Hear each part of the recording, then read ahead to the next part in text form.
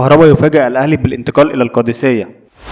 قرر محمود كهربا مهاجم النادي الأهلي تخليد ذكرى شهداء القلعة الحمراء من خلال ارتداء القميص رقم 74، ورغم ظهور محمود كهربا بالقميص رقم 99 في التدريبات الأولى، ولكن في النهاية قرر مهاجم الفريق الكويتي رسميا اعتماده الرقم 74، وهو ما جعله ينال إشادة كبيرة من جانب جماهير القلعة الحمراء. وتواجد محمود كهربا في معسكر الفريق في تركيا، وكان في استقباله المدير الفني التونسي نبيل معلول ولاعبي الفريق الكويتي. كشف مصدر داخل الأهلي أن مدير الكرة حذر اللاعبين من التراخي أو التشتت الذهني، مؤكدا أن الخروج من سلسلة النتائج السلبية الأخيرة والعودة لتحقيق الانتصارات أمام إنبي هو السبيل الوحيد للحفاظ على استقرار الفريق والنادي. وطلب وليد صلاح الدين لاعب الفريق بالتركيز الكامل مع الجهاز الفني وعدم الانشغال بما يدور خارج المستطيل الأخضر، سواء ما يتعلق بتصريحات حسام غالي عضو المجلس أو تداعيات قرار الخطيب بالابتعاد عن السباق الانتخابي، مشددة على أن الملعب هو مهمتهم الوحيدة، وأن أي انشغال بغير ذلك قد يؤثر سلبا على نتائج الفريق. استقر عماد النحاس بالدفع بأحمد نبيل كوكا في مركز الظهير الأيسر، وذلك في ظل إصابة محمد شكري. وقرر عماد النحاس إلى خطوة الاعتماد على خدمات أحمد نبيل كوكا في الجبهة اليسرى في ظل جاهزيته من الناحية الفنية والبدنية بعد المشاركة مع منتخب مصر تحت قيادة حسام حسن في لقاء بوركينا فاسو في تصفيات كأس العالم في خط الوسط. عماد النحاس يضع أحمد عبد القادر جناح الفريق تحت التقييم في التدريبات لحسم موقفه من دخوله في القائمة،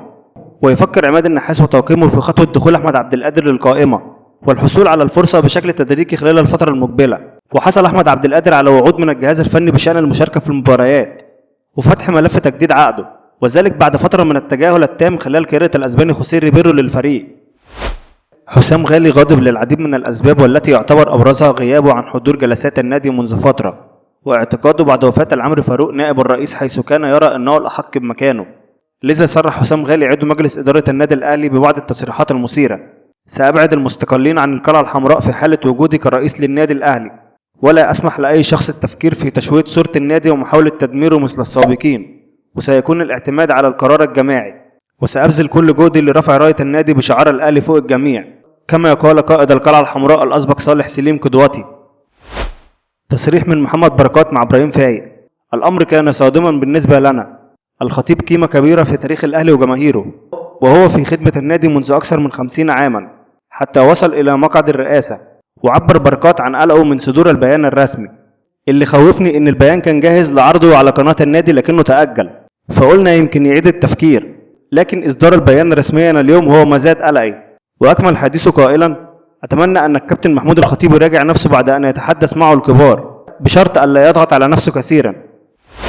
أصدر مجلس إدارة النادي الأهلي بيانا مطولا للتعقيب على إعلان محمود الخطيب رئيس النادي اعتذاره عن خوض انتخابات الأهلي المقبلة المقرر إجراءها في أكتوبر القادم، وذلك بداعي ظروفه الصحية التي تستلزم العلاج والراحة. وأكد المجلس في بيانه رفض القاطع لقرار الخطيب بالابتعاد عن الساحة سواء في الفترة المتبقية من ولايته أو بالامتناع عن الترشح في الانتخابات المقبلة، مشددا على أن النادي في أمس الحاجة إلى جهوده وقيادته لتحقيق المزيد من الإنجازات.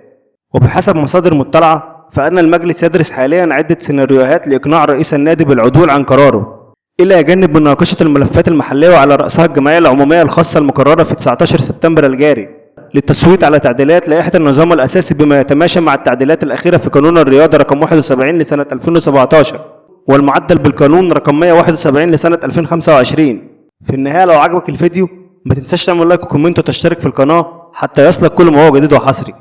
وشكرا.